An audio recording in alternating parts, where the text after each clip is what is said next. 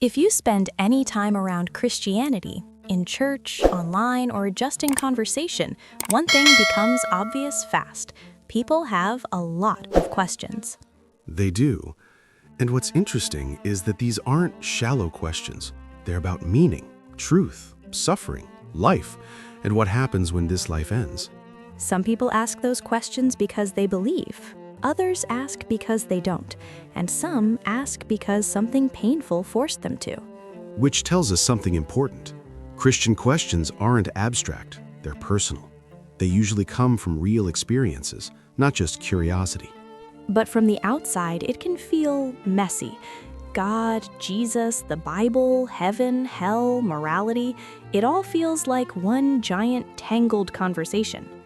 That's because the questions get mixed together. When that happens, it feels confusing, even overwhelming. But when you slow down, something surprising happens. Let me guess, they're not actually random. Exactly. Most Christian questions fall into just a handful of clear categories. Once you see that structure, everything becomes easier to explore, one step at a time. So, what are those categories? First, questions about God.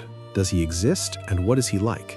Second, questions about Jesus, who he is and why he matters.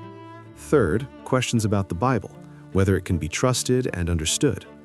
Fourth, questions about salvation and eternity, life after death, heaven and judgment.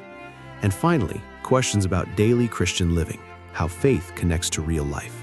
So instead of one giant debate, it's more like a map. Exactly. And this series is about walking that map, honestly, thoughtfully, and without rushing. So where do we start?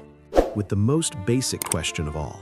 Before Jesus, before the Bible, does God actually exist?